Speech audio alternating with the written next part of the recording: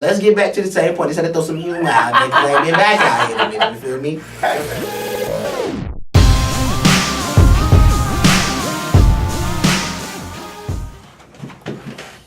Hey, man. Season 2, episode 4. We are back. Rami!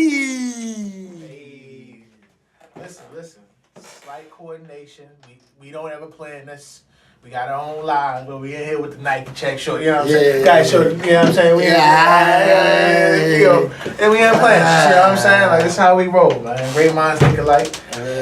Quick call to action. Make sure y'all subscribe, comment, rate, do all that stuff. YouTube, iTunes, we everywhere. So we need y'all to show us that love.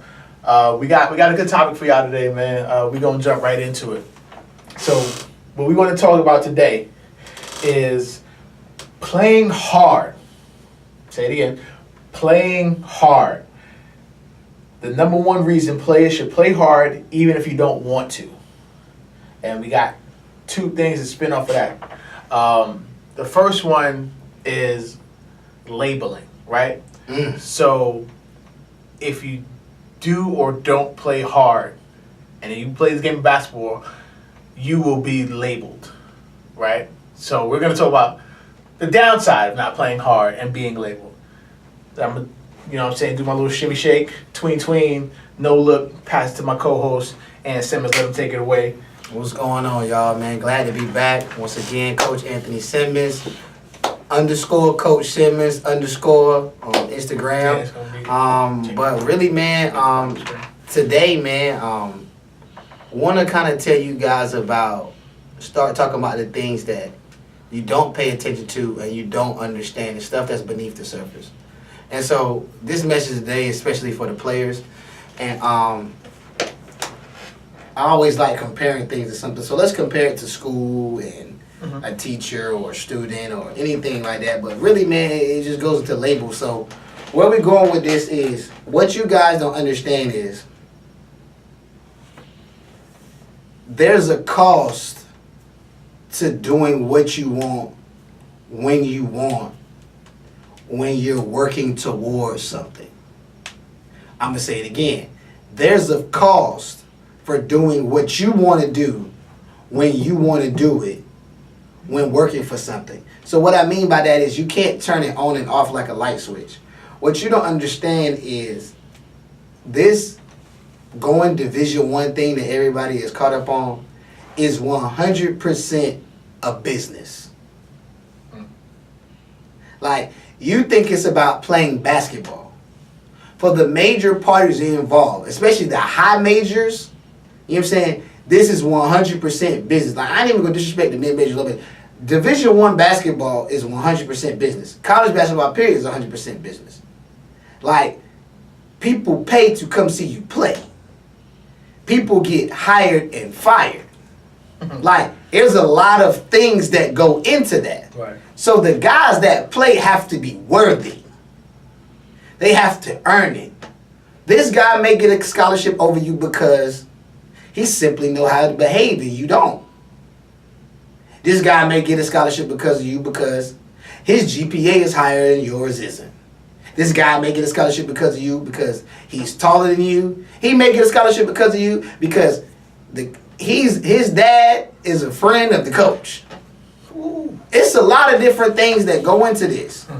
So it's bigger than just, I'm going to go out here and jog and hoop. But I don't want to get too far away from the topic. The main thing of it is labels. So just like in your school, I'm pretty sure at your school, y'all know the kids that are a class clown, that are a head case, or that bad teacher that everybody flunks, or that teacher that's not going to let you get away with anything. It's the same way, if not worse, in the college game for high schoolers trying to transition to college. I'm going to speak on this because I know personally 3 situations to which I can't speak about in which this took place. So, like, perfect example. Say, for instance, you're playing in a tournament, all right? And you decide to take these 2 games off. But there's a scout there. Or there's a coach there that knows other coaches. And this is the one that kills you the most. When they write this or they say this, He just doesn't play hard enough. Ooh. Let me jump in. So that me and Ann have this conversation often because from my perspective, a lot of times that comes from people who've never played the game, right? So and that's not really. I'm not throwing shade. It's all love, it's all respect. But when you don't have a history of playing or have never played at any level, you say general statements that can make or break a kid, especially depending on what position you're in, right? Mm-hmm.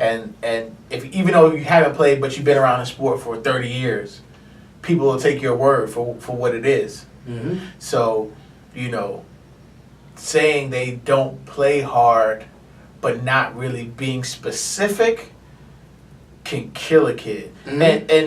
And I'd be lying if I say I wasn't guilty of it too, but it's a journey. You're always learning, you're always listening, you're always trying to do better, especially if you have a passion about something. But I just wanted to just touch on, like, that's something that you players have to face, because that's just the way it is, and it will always be that way. You have people out there that will say he just doesn't play hard.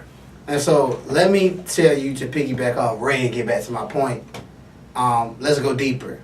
So what Ray means by that is this: if a college coach or somebody that knows a college coach or a scout says you don't play hard, if one person says that, in the matter of a month, 35 people could know that easily. Mm-hmm. But this is the crazy part: you may not know that. You may never know that. You may never know that this is the reason why your phone's not ringing. Now, let me go deeper. This is why you can't get in your feelings, because you don't ever think about it like this. Making it to the highest level in basketball is an opinion-based potential game. I'm going to say it again. Making it to the highest level in basketball is opinion-based. The people that are granted, that have access, that are known as the chosen ones, that can help you skip these levels or hurdles, it's all about you having their blessing and their opinion of you being a certain thing. And I know guys that are Division I that are not better than guys that play Division II. But somebody else's opinion felt like it was, so that's why they're there. You see what I'm saying? So this is why it doesn't work when you don't listen, when you do what you want to do. Because when you do the second you choose to do what you want to do is the second your career starts going this way. Right. Because ultimately you have to make somebody's opinion change. You have to make people that don't know you become fans of you. Your coach has to become a fan of you in order to get playing time. Right. Your coach has to become a fan of you in order to put your information out there. A scout has to become a fan of you. Other coaches have to become a fan of you. Not just one aspect of your game. Every aspect of your game. Bucket Reel, my guy, Tony Bruton, talks about it all the time in his stories. About their people's behavior and all these other things that you don't know. Basketball player during the day, gangbanger at night. You know what I'm saying? Right. Clean pee during the day, dirty pee at night. You know what I'm saying? He talks about those things all the time. It's like, yo, you're a hooper from 3 to 5.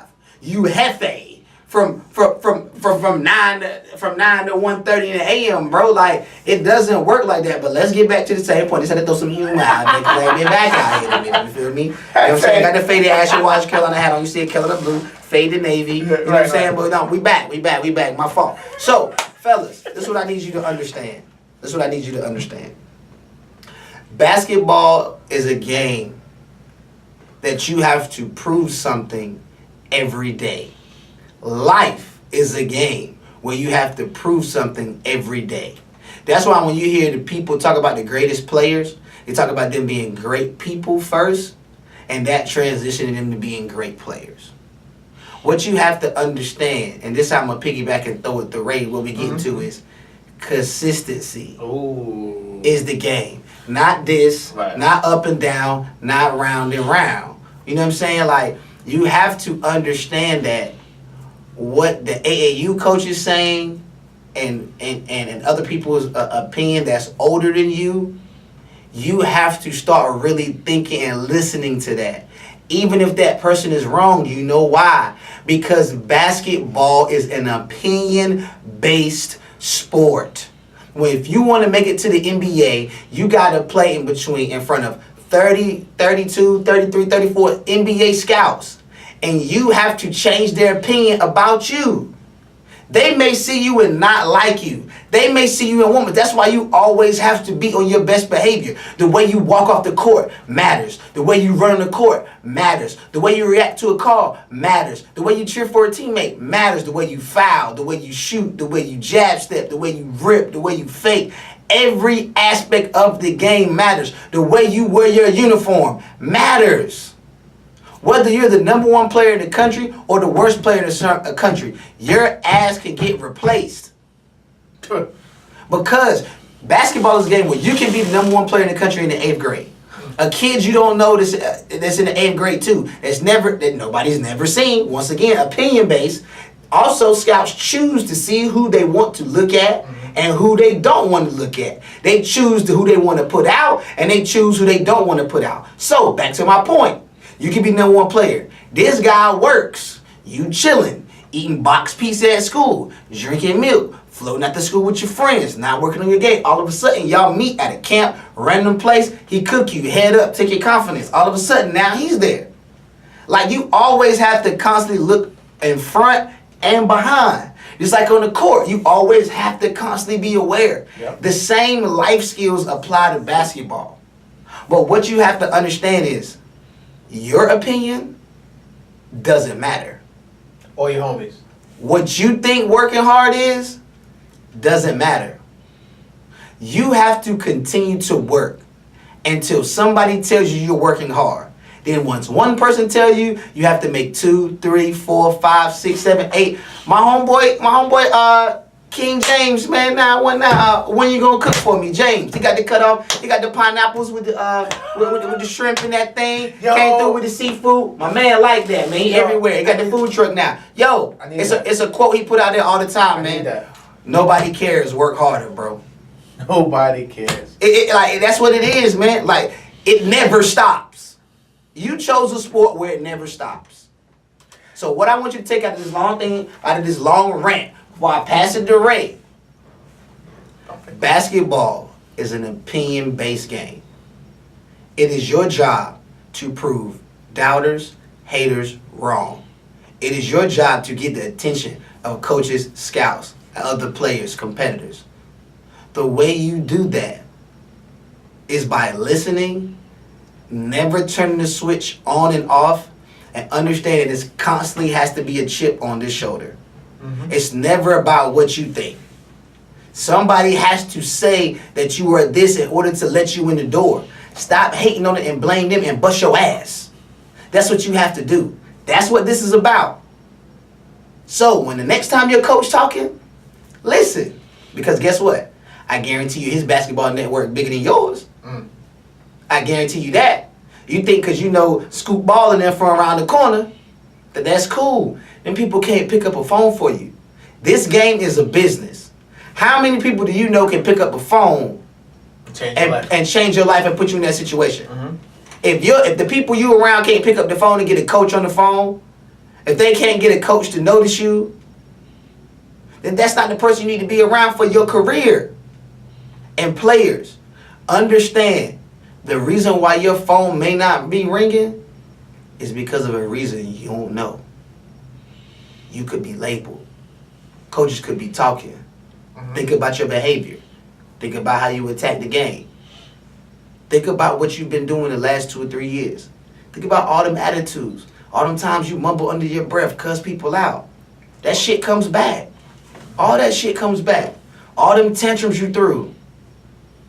You never considered who was in the gym looking at you. That may be the first and last time they looked at you. You know why? Because your first impression is everything. Just like in real life, just like off the court. Yep. How you present yourself. once again, man, understand, man, it ain't about you. It's about what other people think about you. Right. And I'll be the first to tell y'all, I hate perception. I hate it. Like with a passion. Like, because what somebody else thinks of you should not matter. And ultimately it doesn't, right? What really matters is what you feel about you and how you go about your life. But if you want to be in this business of basketball, like Ann said, other people's opinions matter. And there's a couple of things that you said that I wanted to throw out there, right? Like your friends' opinions, right? Like, or, you know, the guys around, like, there's somebody that you'll run into, especially in this area, that'll be like, yo, I bust Dennis Smith Jr.'s ass. Boof. Right. And guess what? They get it. They very well may have. Boof. But guess what? He's at the pinnacle. You're here telling me the story. You know what I mean? So it's like, again, what do you want to listen to? What do you want to focus on? If your homies is hyping you and they telling you how good you are and where you should be, and that's the only people telling you, then you might want to switch up where you hang your hat. You know what I mean? Like, you might want to be around some people that you know is going to tell you the truth.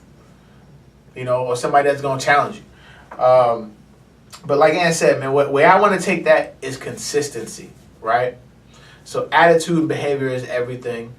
But guess what? Because you are playing the game, you don't know who's watching. That means you have to have that consistency on all the time. Because you never know. People have no idea that I'm a high school basketball scout. None. Sometimes people have no idea when a college coach is in the stands. And they in plain clothes too. Plain clothes. Not everybody comes with the logo on the shirt or the polo shirt. Sometimes they come just like this, in a t-shirt and some shorts. And you have no idea. Like Ann said, all it takes is that one time for them to see you play lackadaisical or not giving it your all or having an attitude or rolling your eyes. And you're done. They don't have... See, here's the reason why you don't really get a second chance. Because there's too many players out there. They don't have the time to constantly come back and forth and check up on you to see if you improve, even if you do have all the talent in the world. Now, there's some leeway, right? Like, if you're nice, if you're a 5-star, they'll come check you out regardless of whatever bad habits you have. But guess what? That 5-star still works to the point where he was ranked a 5-star. But guess what, a 5-star?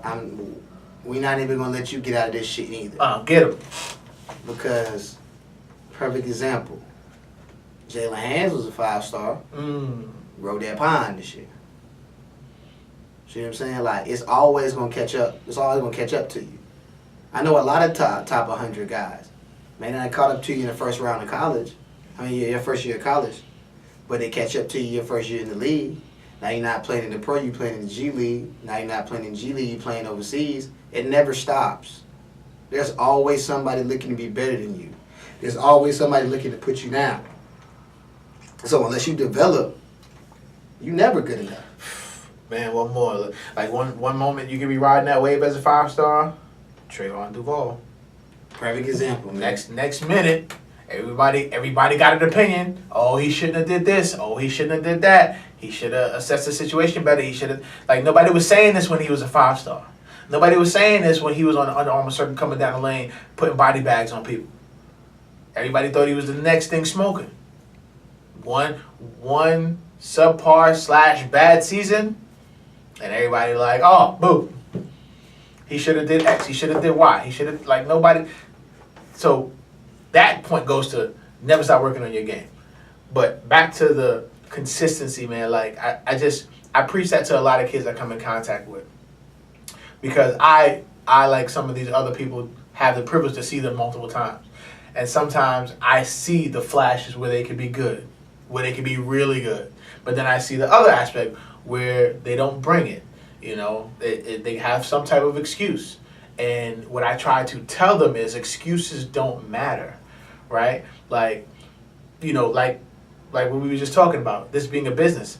If you have a potential or the potential and somebody picks up the phone for you and tells a coach, yo, you got to come see this kid, you're not going to necessarily know that. The coach will come, he'll watch you. You know, the sun won't be shining bright that day, or it'll be, you know, an extra cloud in the sky or two, or something was going on, and you don't show up.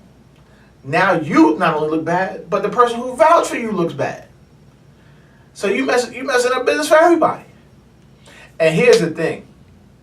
Consistency doesn't mean you need to go out and drop 40 points every time you play. Consistency means that you show some aspects of your game that you help your team win. Some aspects of your game where you're showing that you're always giving your all. Some aspect of your game where you're a cheerleader for your teammates. Are you a leader? Are you uplifting? Do you do what it takes to win? Those are the things that really matter when it comes to consistency. Everything else will play out. You know what I mean? Because, man, help me out here. You can have a bad shooting game, right? If somebody's like, if I'm a college coach and somebody called me and was like, yo, you got to come see this kid, Ant Simmons. The boy got a gun. I'm like, I bet, I'll be there. The next game I come, you got a bad shooting game. There will be aspects that I look at that regardless of whether he shoots 8 for 8 or 2 for 16, that will still make me feel like, yeah, I can see it. Now, let's talk about those aspects. Those aspects are where the 8 shots you took good shots, where you let the ball come to you and you move without the ball and you got it. All right. How do you move off the ball?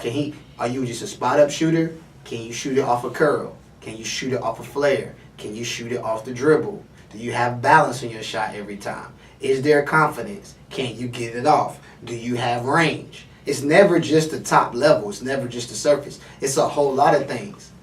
Do you get discouraged after you miss 2 shots? Oh, whoa, woo! Does your face change? Do you drop your head?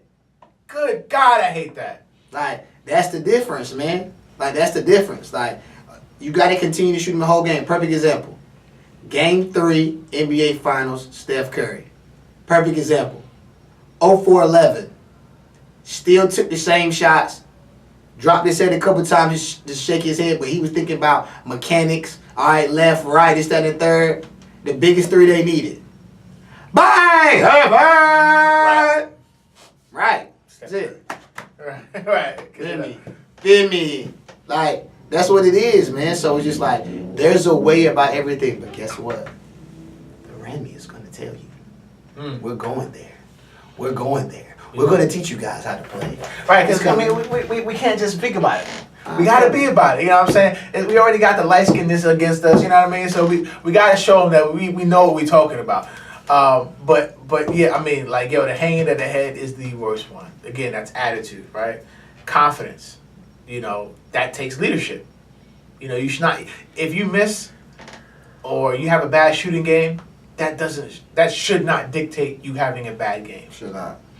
But for a lot of you kids, it does. And what the sad part about that to me, and is they sit here and watch these guys at the other levels, in the collegiate level, in the NBA level. Like, you don't see Steph or LeBron or Clay or any of those guys hang their head after. It's part of the game. You're not going to make every shot unless you get hot, like Clay did at one time where he had like 70. Or Devin Booker. But it's part of the game, man. And part of your characteristic, part of who you are is, how do you bounce back from missing a shot? Consistency, man. And like, another thing that Ant touched on that I want to is like the you never knowing part. That shit, it kills me. Because, you know, I think the other end of the spectrum is, how are you supposed to get better if you don't know? Right? First part is, one, listen to your coaches. And if you feel like everything they say is wrong, you're in the wrong position. But we'll talk about that another time. But listen to the people who you have in your life. And if you feel like they're not telling you the right stuff, change your circle. But I know personally of a handful of players that got killed because a scout saw them and said XYZ. Assistant college coach saw them and said XYZ. Their own high school coach told the college coach, now that this happens. Their own high school coach will say the phrase that Ann just talked about. He's good, but he just doesn't play hard. And before we jump into the spotlights and everything, I wanna dive a little bit into what it means to play hard. And I think it's a blanket statement. If you're somebody who's been around the game long enough, who has wisdom on the game, you should be able to follow that out. Well, tell me what you mean by that. Explain to me what he doesn't do that puts him in that category. Does he not play hard at all? Because if a high school coach is telling that to a college coach, the first thing college coaches say was, well, why is he on your team? Right? Am I wrong? Like, why do you have this player? Nah, but honestly, a college coach is not going to say that because it's a screening. So if you're a high school coach and you tell a college coach he doesn't play hard, I mean, that's it. Yeah. Like, he's not going to, he's calling you to hear about it. Like, that's the thing that kids don't understand. It's like, they're not. Like we talked about in season 1, like, college coaches, when they call about a player, man, they could be calling 45 kids that day. Like, it's a sense of entitlement, and people be thinking, like, oh, he really recruiting me. Yo, dude, you're constantly competing. Ain't nobody giving you shit. You know what I'm saying? He call your phone one time, you feel extra special. Right.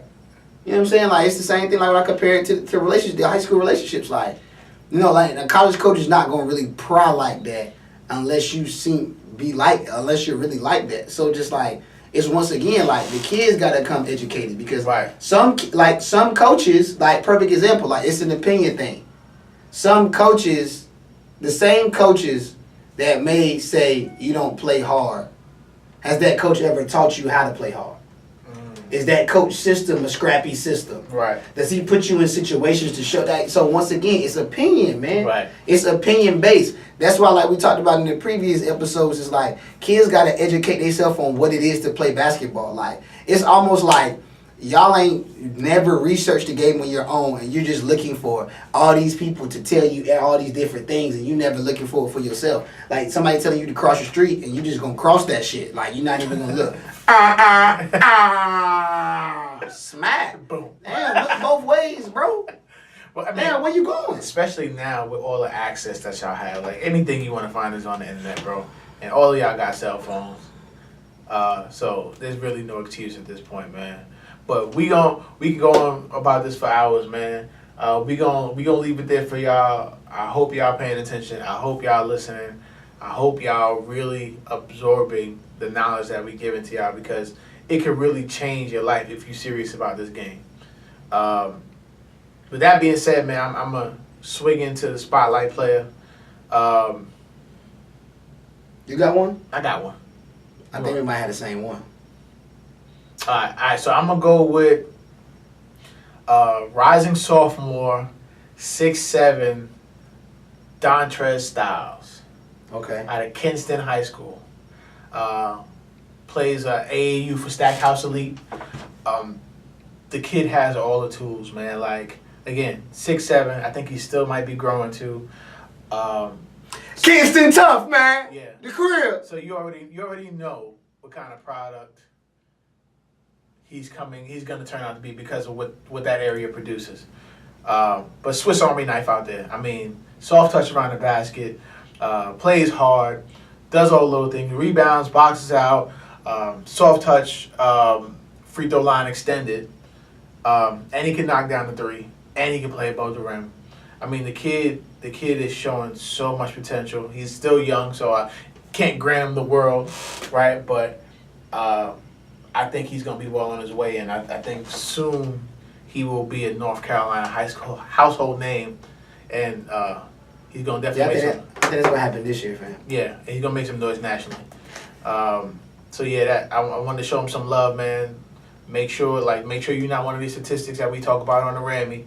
Keep working. Make me look good. Make me look like I know what I'm talking about. You keep shining. Shout out to you, man. Oh, shout out to Bruton again. He showed, like, I don't know anybody else who shows as much love to Eastern North Carolina kids as my guy from the crib. Anthony Bruton, man. Shout out to you. For me, I'm gonna go back to my original one. basically what we talked about today. You know what I'm saying? I want you to take it to heart. But my spotlight player of it is, and this message, basically too, is to 6'6" senior Jordan Love, Voyager Academy. You know what I'm saying? Where I'm the head coach. You know what I mean? Honcho. You know what I'm saying? Nothing too serious. You know what I'm saying? Yeah, man. Jordan 6'6". He had a few offers, but he's reclassing to 2019. He's going to Beckley Prep in West Virginia, where I think he's going to blow up. Jordan has all the tools. He can shoot it. He can handle it.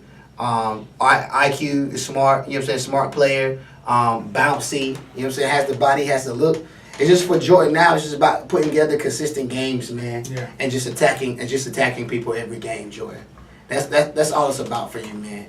I feel like you're growing now. At a high rate each and every day. I feel like you're hungry. I feel like you're going after it, man. And you're one of those guys that, you know, under the radar. But 3 years from now, like literally the Jerome Robinson. You know what I'm saying? Yeah. Like that's what I kind of see. You know what I'm saying? I feel like, you know, taking this prep year, you know what I'm saying, like really getting stronger, really focusing on that, focusing on your body, you know what I'm saying, and just letting your teeth come out a little bit more, and then just purposely finishing on cats. Like this year, went to South Carolina, like, I got to see if we can get the clips of why I'm shouting you out, but he jumped over a kid this year, like the Vince Carter joint, he jumped over a kid, baseline.